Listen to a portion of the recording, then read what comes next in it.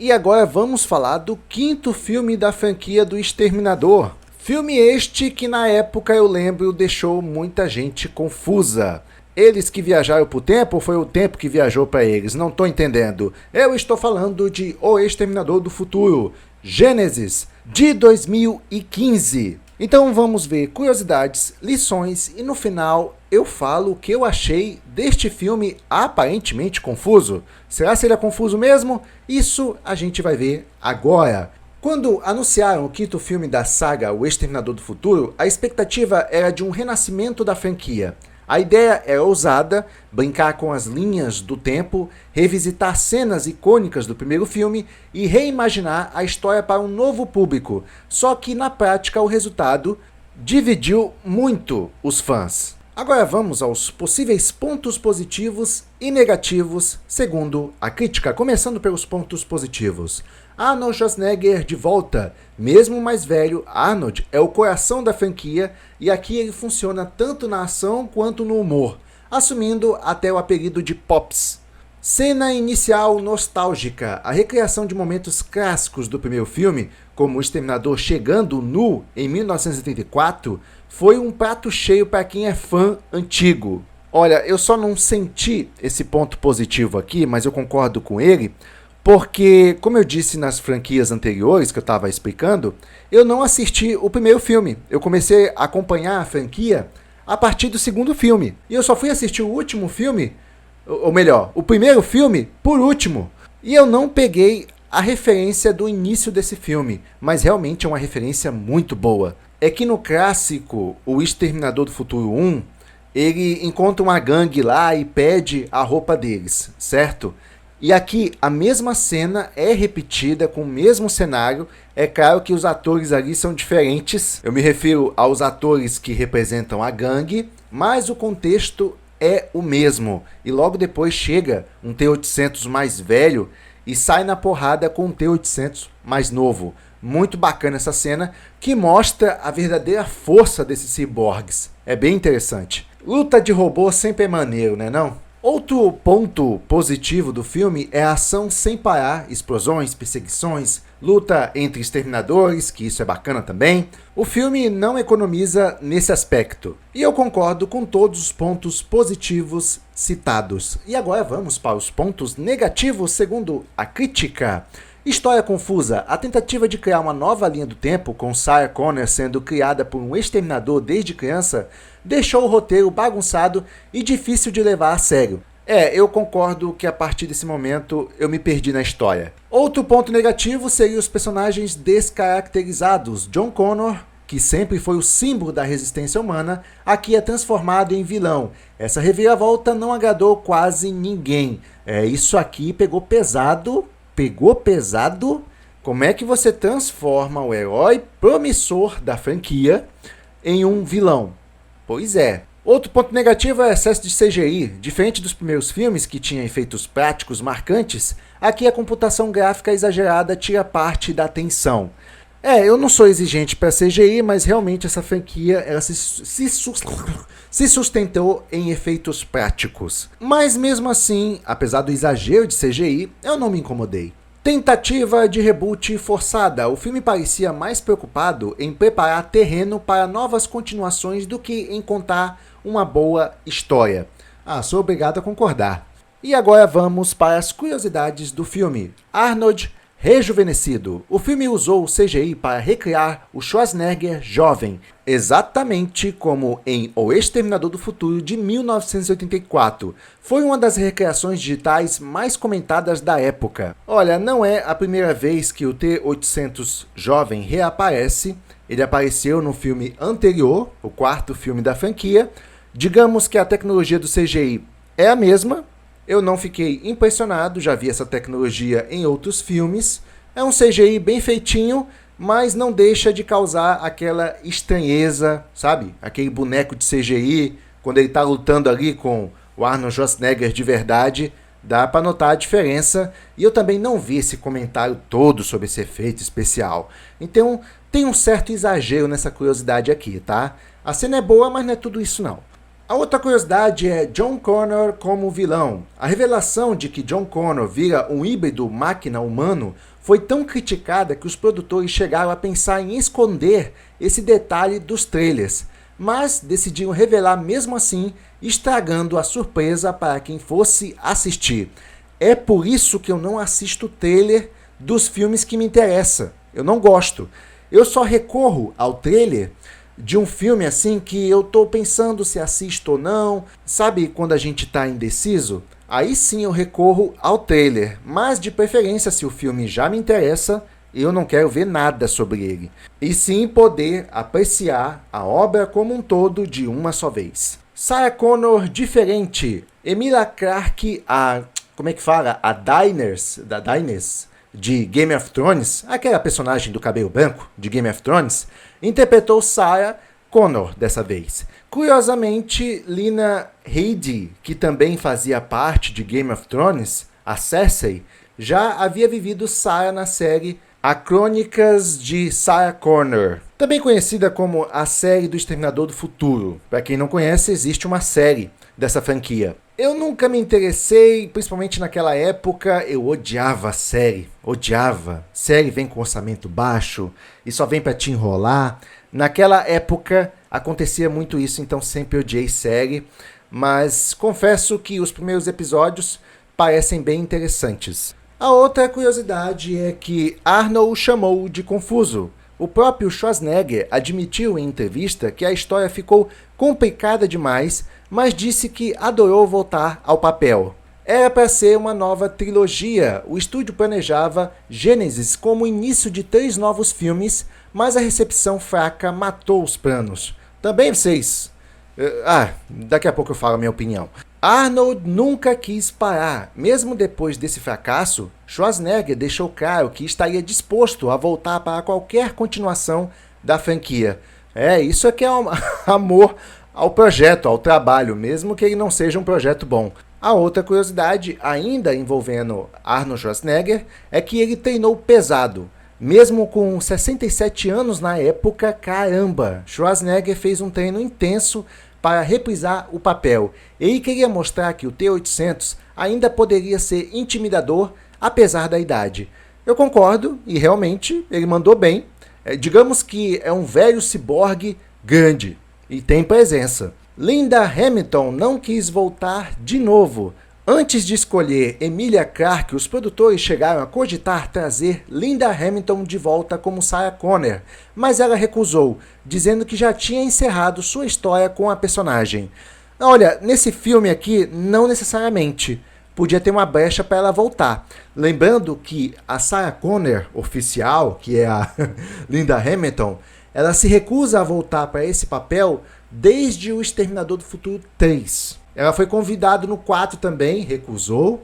E foi convidado para esse aqui e também recusou. Mas, na minha opinião, nesse filme aqui, pelo menos tinha uma brecha para ela voltar. Nesse filme eu acho que ela deveria ter voltado. Até porque mexe com linha do tempo, um recomeço. E se o Arnold Schwarzenegger, velho, tá nesse filme, por que ela não? O Exterminador do Futuro Gênesis de 2015 teve um orçamento estimado em 155 milhões de dólares e faturou algo em torno de 440 milhões de dólares. O filme até cobriu os custos e não deu prejuízo imediato, mas como foi mal nos Estados Unidos e não empolgou a crítica, o estúdio considerou o resultado decepcionante e cancelou as continuações que estavam planejadas. E apontando que este filme, só na China, rendeu 113 milhões de dólares, salvando o filme de ser um fiasco total, já que nos Estados Unidos ele não foi muito bem recebido. Nos Estados Unidos foi um fracasso. A China que salvou o filme. E nas avaliações, o filme teve uma aprovação de 27% no Rotten Tomatoes e 53% de aprovação do público. Digamos que no geral ele não conseguiu tirar a nota mínima. E agora chegou o momento de falar a minha opinião, o que foi que eu achei deste filme. Primeiramente, esse filme para mim foi uma grande surpresa. Toda a história, todo o enredo contado ali, para mim era tudo novo. Mas como assim tudo novo? Tudo novo porque eu não assisti o primeiro Exterminador do Futuro. Eu não assisti, então para mim foi novo. É isso. As partes que eu achei mais bacana não é à toa que eu achei bacana, porque foi inspirado no primeiro filme. Então, por exemplo, aquele começo que chega o T-800 do futuro, e aí já conversa com aquela gangue lá, passem as suas roupas, e logo depois aparece o outro T-800, e eles caem na porrada, uma porrada monstro, uma porrada de força, uma porrada entre robô. Ali eu achei da hora, mas a cena teve inspiração no primeiro filme, que tem o mesmo cenário, onde o T-800 chega do futuro e tenta roubar a gangue ali de malandros, ou melhor, tenta roubar a roupa deles. Pô, é legal esse conceito, e esse conceito foi pego lá do primeiro filme. Mas beleza, tem a luta ali entre os exterminadores, o exterminador mais velho vence o exterminador mais novo, e também temos o modelo T-1000 voltando para o passado, junto com aquele soldado, o Kyle Reese. É muita coisa acontecendo, só sei que o T-1000 é derrotado, e a Sarah Connor é parceira do T-800 faz tempo, desde criança. Aí você se pergunta, o que está acontecendo aqui, rapaz? Isso aqui é interessante, eu não estou entendendo bolhufas, mas é legal, gostei dessa ideia. Aí a Sarah explica que, na verdade, o T-800 que ela conhece, que é velho, veio, na verdade, do futuro para proteger ela de um outro ciborgue T-1000. Então, é uma coisa muito doida que está acontecendo aqui, é algo parecido com o conceito do primeiro filme, só que aqui, ao invés de ser o John Connor que é protegido, ou ela protegida quando estava grávida, não sei se você está conseguindo me acompanhar, dessa vez, ela é a criança que tem que ser protegida. Os caras voltam no passado mais ainda, né, para proteger não só o John Connor, mas a mãe do John Connor, que é a Sarah. Eu sei, parece confuso, e é mesmo, mas até aqui dá de entender. Tem até um momento que a Sarah explica lá pro Kyle Reese, que viajou no tempo para proteger ela. Ó, Kyle Reese, eu sei por que você tá aqui, você veio me proteger, mas é o seguinte, o T-800 já chegou antes de você, me protege desde criança, e eu chamo ele de papai. Papai! Tô brincando, ela não fala assim não, mas quem tá por fora da coisa, dessa vez, é o Kyle Reese. Já pensou o Kyle Reese que veio lá do futuro? Não, para ficar melhor no exemplo aqui, já pensou que você é um soldado do futuro? Aí você viaja pro passado, se achando bonzão, que sabe de tudo que vai acontecer, né, no passado. Aí chega lá, você é surpreendido, a mulher que você ia proteger, ela que tá te instruindo sobre tudo, e tu não sabe de porcaria nenhuma que tá acontecendo? Pois é, o Kyle Reese não tá entendendo nada, ele fica perdido e a gente fica perdido junto com ele. Mas beleza, a Sarah explica toda a situação, o que acontece ali, que ela é protegida pelo ciborgue e tal, que ela sabia que o Kyle Reese tinha vindo do futuro para proteger ela já sabe desse spoiler. Vida que segue. Aí qual é o objetivo da franquia? Sempre foi destruir a Skynet. Então, eles começam a bolar o seguinte plano. A Sarah explica pro Kyle Reese, Kyle Reese, nós temos que viajar no tempo de novo, para 2017, para a gente destruir o protótipo da Skynet, que é tipo um programa, tipo um chat GBT da vida, quando foi ativado pela primeira vez, só que em 2017, esse protótipo, ou esse embrião da Skynet, se chama Gênesis. Ah, olha só, Gênesis, o nome do filme. Não exatamente. Se você é brasileiro e assistiu esse filme, tu vai ficar mais confuso ainda. Porque veja bem, o nome original do filme, presta atenção, é Exterminador, ou como eles chamam lá, Terminator Genesis. E é Gênesis com I, certo? Na versão original, na versão em inglês. Só que aqui, eu não sei o que foi que aconteceu, dublaram para... Mas eu acredito que foi um erro da dublagem, porque pelo contexto da história, não se chama, o filme não se chama Gênesis com E, se chama Gênesis com I, entendeu? Ah, mas qual é a diferença? É porque o título original do filme, Gênesis com I, foi usado como uma espécie de marketing. E não é para fazer referência ao novo começo, como a palavra Gênesis com E. É para fazer referência a um sistema de computador, tipo iOS, uma coisa assim, sabe, que termina com S. Então, Gênesis com I é um sistema operacional global, tipo um aplicativo, plataforma que conecta com todos os outros dispositivos, celular, computador, tablet, até sistemas de segurança. E é dessa forma que a Skynet vai assumir o controle de tudo.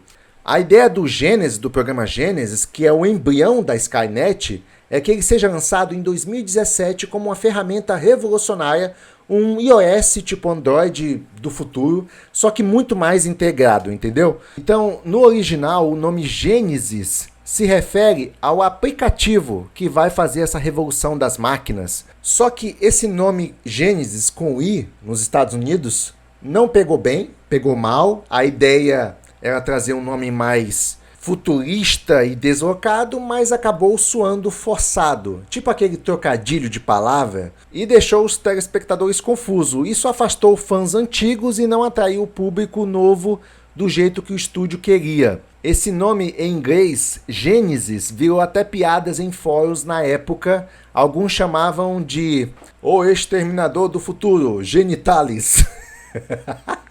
Mas é claro, a gente aqui, os brasileiros, não sentiu muito isso, porque aqui no Brasil o nome ficou escrito da forma correta, Gênesis, como se fosse um começo. Só que, lembrando que Gênesis não é uma referência porque é um começo, um recomeço da franquia. Não é isso. É uma referência ao protótipo do programa integrado que vai ser o início da Skynet. Então, mais uma coisa que deixou confusa esse filme foi a dublagem brasileira, que trocou o nome. Olha, mas nesse caso eu acredito que a dublagem brasileira, trocando o nome pela palavra correta, que é Gênesis, fez o certo, porque se tivesse colocado Genesis com I, teria causado a mesma confusão que aconteceu nos Estados Unidos. Então, no Brasil, preferiu colocar a palavra Gênesis mesmo, porque soa mais forte e passa uma ideia de recomeço. De certa forma, o filme é um recomeço mesmo. Realmente, pensando melhor, Genesis com I é brega. É brega. Não fazia uma referência a essa questão de recomeço. Quer dizer, fazia e não fazia. Sabe aquele trocadilho que tenta juntar dois conceitos? É isso o que a palavra Genesis tenta fazer. Ele não só tenta informar que é um novo recomeço da franquia, mas também faz referência ao nome do aplicativo lá, que dá origem à Skynet. Mas beleza, a Sarah e o Kyle Reese, eles decidem viajar para o ano de 2017, que é quando o programa Genesis é ativado.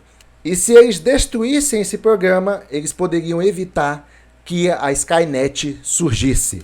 Beleza, eles viajam no tempo, chegam em 2017, mas quem está lá esperando eles? John Connor, adulto. Aí eu penso nessa hora, agora que eu não estou entendendo mais nada mesmo, eu não estou entendendo mais nada, o que está acontecendo, o que John Connor está fazendo aí, rapaz? O que acontece é que não é o John Connor. O John Connor, um pouquinho depois de enviar Kyle Reese para o passado, ele é atacado pelas máquinas e vira uma espécie de robô nanotecnológico, meio híbrido, uma coisa assim meio confusa de entender. Algo parecido com o Marcos do filme anterior, só que ele é uma tecnologia bem mais avançada porque envolve nanotecnologia, entendeu? Então, basicamente, o John Connor se transforma em um ciborgue avançado e é enviado de volta para o passado no ano de 2014 para garantir que o programa Genesis seja ativado. É bacana nesse momento quando eles descobrem a verdadeira identidade de John Connor, que ele não é John Connor, era, né, mas não é mais. É que o Kyle Reese, ele estava desconfiado do T-800 que anda com a Sarah o tempo todo. Ele sabe que o T-800 ajuda a Sarah, é parceiro, mas na cabeça do Kyle Reese, ele é desconfiado que o T-800 só anda com a Sarah para poder se infiltrar, entendeu? Entre os humanos, ganhar a confiança dela, e aí no momento certo o T-800 iria enfiar uma faca nas costas dela. O Kyle Reese vê que a Sarah e o T-800 estão juntos, mas não confia no T-800, fica um tanto desconfiado. E essa desconfiança dele não é à toa, porque esse é um conceito trazido do filme anterior, que tinha o personagem Marcos, que era um híbrido também. A missão do Marcos era se infiltrar entre os humanos, ganhar a confiança dos humanos, mas acontece que o Marcos não sabia de nada disso. Ele não sabia da origem dele, não sabia nem se ele era humano ou se era robô. Só que no final do filme anterior, o Marcus ele decide ficar ao lado dos humanos, mesmo sendo um híbrido. Mas é engraçado que no final do filme anterior, o Kyle Reese ele tinha uma boa relação com o Marcus. Até o Marcus se sacrificar, certo? E aqui o Kyle Reese fica desconfiado do T-800. Mas tudo bem, é só um detalhe. Só sei que o John Connor fica bem poderosão, é bacana isso, mas o que decepciona é que ele é o vilão. E aí a história desenrola e eles conseguem derrotar o John Connor. Mas é estranho pensar que nesse filme a Sarah tem que derrotar e matar seu filho, que veio do futuro para matar ela. Ou melhor, para ativar o Genesis e matar ela. Mas levando em conta a história que eu contei aqui, apesar de ser loucura esse roteiro, até que faz sentido, as coisas se conectam, por mais absurdo que seja. E eu fiquei muito mais confuso na época que assisti esse filme, porque eu não peguei a referência do primeiro filme, eu não tinha assistido o primeiro filme, teria sido mais fácil de compreender, e por isso eu me embananei todo, não sabia o que estava acontecendo. John Connor era vilão dessa vez e uma máquina bem desenvolvida ainda por cima, dando trabalho pra caramba. Mas apesar da confusão, eu acredito que a história faz um sentido. Mas não é um sentido que agradou todo mundo. Vamos lá, vamos aos pontos fortes aqui. Cara, como é que pega o herói da franquia e transforma ele no vilão? Que ousadia é essa? Que audácia é essa? É que nem você pegar o Goku e transformar ele no vilão. Ah, isso já aconteceu uma vez, mas foi o Goku Black, não era exatamente o Goku, era só um deus usando o corpo de Goku, mas é um outro contexto. Mas aqui, gente, é porque causa um impacto muito maior. O herói, o símbolo da resistência, o símbolo da salvação, o John Connor, agora é o destruidor da humanidade? Olha como é mais profundo esse negócio. Vê se tem cabimento. Então, é difícil de aceitar, mas o que mais me irrita é que o filme faz sentido. Eu não me toquei disso, mas esse filme é um recomeço, é uma nova linha do tempo. E uma nova linha do tempo, tudo pode. Como se fosse um outro multiverso. Então, o John Connor dessa vez poderia ter sido um cavalo, ou um guaxinim treinado para ser o herói do futuro. Não importa, não dá para questionar isso aí, entendeu? E nesse filme é exatamente isso. Ele começa toda a história do Exterminador do Futuro através de uma outra linha do tempo, onde os fatos acontecem de uma maneira diferente da história que já conhecemos. Nossa, falei bonito agora, rapaz. É exatamente isso. É exatamente isso. E olha só que coisa de explodir a cabeça. Ao mesmo tempo, essa história se conecta com as histórias anteriores. É claro que teve muita troca de ator que representa tal personagem. Só o John Connor, deixa eu ver, o John Connor já foi representado nessa franquia por 4 atores diferentes. Então isso ajuda um pouco a confundir as coisas. Mas na verdade, se a gente levar em consideração os filmes anteriores, Exterminador do Futuro 1, 2, 3 e 4, ele se conecta com os filmes anteriores. Porque, veja bem, no Exterminador do Futuro 4, o Kyle Reese ele aparece ainda adolescente no ano de 2018. E ele só seria mandado para o passado no ano de 2029, já quando tivesse mais adulto. E é exatamente deste ponto que o filme começa. Só que dessa vez, ao invés do Kyle Reese ir para o passado, ele vai para o passado sim, mas ele vai para o passado em uma outra linha do tempo. Uau! Isso aqui, as peças estão se encaixando. Agora eu entendi esse filme. Cara, sabe de uma coisa? Pensando bem, eu adorei essa premissa. Eu adorei. É claro que eu não gosto do jeito que as coisas se desenrolam. No momento em que o John Connor é o vilão dessa vez, ali eu já fiquei decepcionado com o filme. Também não gostei da ideia, mas eu gostei muito da premissa do filme a partir desse momento que eu estou fazendo esse vídeo e entendi toda a história. Eu gostei muito. É que do meio do filme para lá, onde aparece o John Connor como vilão, para mim a história se estraga um pouco, porque perde todo o simbolismo, aquela magia, aquela essência do Exterminador, com John Connor sendo o herói da humanidade, mas aqui ele é o destruidor da humanidade. Então é um contraponto que dói.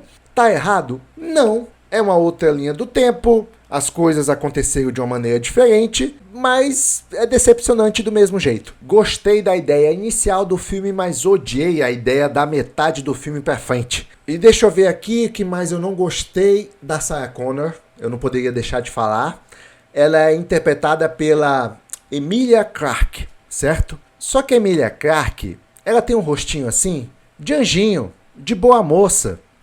Uma pessoa que você quer cuidar, proteger, entendeu? Ela não tem a essência, nem de longe, da Sarah Connor guerreira, B10, com um físico trabalhado, aquele físico que intimida, tipo assim, você pensa duas vezes em sair na porrada com essa mulher. Agora, essa baixinha aqui, com essa carinha de anjo, vai te intimidar? Não. Ela tem presença, pelo menos, para te assustar? Não. Não tem nada aqui, é uma baixinha que nunca deve ter puxado uma barra de ferro na vida e quer me convencer como guerreira. Não cola. A atriz não convenceu, isso aí eu acho que foi unânime. A atriz Linda Hamilton deu um exemplo de empoderamento feminino, embora eu odeio essa palavra, mas eu tenho que reconhecer que a Linda Hamilton, eu enxergo nela uma Sarah Connor guerreira. Agora essa tampinha aqui, nunca mais se atreva a fazer esse papel de novo. Você tem preconceito com ela porque ela é baixinha? Não, a estatura não é necessariamente um problema. É claro que a falta de estatura dificulta a vida da gente, principalmente quando a gente sai na briga com alguém, certo? A falta de estatura é um problema nesse quesito, querendo ou não. Mas temos muitos baixinhos no cinema ou em outras obras que ganhar o seu respeito, mesmo sendo baixinho, como Jack Chan, Vegeta, Scarlett Johansson, Ellie do The Last of Us, embora no segundo jogo ela decepcionou, mas isso é só para mostrar que estatura não é exatamente um problema. É só uma dificuldade que você tem que superar. E a Emily Clarke, ela deveria ter trabalhado nisso, deveria ter feito que nem a Linda Hamilton, deveria ter malhado para trazer pelo menos um físico convincente. Um físico convincente de guerreira. Porque essa mulher, do jeito que ela tá ali segurando a arma, não tem presença, sei lá, não me passa credibilidade, não convence. Não convence. Não é que a escolha da atriz foi ruim, não é isso. É que ela deveria ter levado o papel dela mais a sério. E deveria ter treinado. O Arnold Schwarzenegger, com 67 anos, treinou. Qual é a desculpa dela? Desculpa. Me revoltei, desculpa. E agora, depois de toda essa bagunça, o que a gente pode aprender com esse filme? Quais são as lições? Vamos lá, primeira lição. Nem sempre mexer no passado resolve o futuro. O filme mostra que ficar tentando consertar a linha do tempo só gerou mais confusão. Na vida real, às vezes a gente tenta corrigir erros antigos demais e acaba complicando ainda mais. O melhor pode ser aprender com o passado e focar no presente. Até porque, como eles voltam para o passado para consertar, mais uma vez, aquela situação de impedir o julgamento final das máquinas e tal, a rebelião das máquinas, ao fazerem isso mais uma vez, eles criam uma outra linha do tempo, que acontece outros eventos, e até eventos piores do que a linha do tempo original. Entendeu? Essa é uma lição interessante, é por isso que eu gostei da premissa do filme. Mas vamos lá para a próxima lição. Não dá para viver só de nostalgia. A franquia tentou reviver cenas clássicas de Exterminador do Futuro 1 e 2 para conquistar os fãs. Mas só a nostalgia não segura um filme inteiro. Na vida, a gente também pode viver preso ao que já passou. Precisamos criar coisas novas. Essa seria uma lição extraída do filme por muitas pessoas, mas eu discordo. Eu gostei dessa ligação que o filme faz com os filmes anteriores, mas através de uma linha do tempo nova. Isso, de certa forma, traz um novo frescor para a franquia. E agora vamos para a próxima lição. Mudanças drásticas têm consequências. Transformar John Connor em um vilão foi um risco criativo enorme. Bota enorme nisso. Essa escolha mostra que mudanças radicais podem tanto renovar quanto afastar quem já era fiel. vale para qualquer projeto. Saiba quando inovar e quando respeitar o que já funciona. Realmente uma mudança tenebrosa, mas eu tenho que admitir que é válida. Faz todo sentido com a história do filme, que é ficar mexendo no passado e aí novas desgraças podem acontecer. A outra lição é: um líder pode falhar. John Connor sempre foi o símbolo da resistência, mas aqui ele cai para o lado das máquinas. Isso ensina que até os líderes que admiramos podem falhar. E por isso não dá para colocar nossa esperança em uma única pessoa. Ou em um único governo. Fica a dica aí. E a outra lição é: nem tudo que dá dinheiro é sucesso. Mesmo faturando mais de 400 milhões de dólares, o filme foi considerado um fracasso criativo, ou seja, só números não garantem relevância. No trabalho e na vida, não é só sobre quanto rende, mas sobre o impacto real. Por exemplo, eu já deixei de ganhar dinheiro, bastante dinheiro, porque minha saúde estava indo para o espaço e aquele estilo de vida não compensava para mim. E no futuro eu até poderia gastar tudo que eu ganhei me tratando por causa das doenças oriundas do trabalho. Então é sempre bom buscar um equilíbrio. O Exterminador do Futuro, Gênesis, é um daqueles casos em que a nostalgia não foi o suficiente. Ele tenta homenagear o passado, mas ao mesmo tempo mexe tanto na mitologia que acaba traindo o espírito da franquia. Para quem curte pura ação e vê o Arnold Schwarzenegger de volta, até diverte. Mas para os fãs que esperavam um renascimento à altura de Exterminador do Futuro 1 e 2, ficou a sensação de mais um reboot sem rumo. É um filme que eu até me diverti, mas me irritei com algumas coisas. E é isso, essa é a minha opinião sobre O Exterminador do Futuro 4 Gênesis. Se gostou, deixa seu like. Também não deixe de comentar aqui embaixo se você ficou perdidão nesse filme, assim como eu fiquei, mas gostou da ação, da explosão, das lutas. Comente aqui para eu saber. Sessão encerrada. E se tudo der certo, até o próximo vídeo.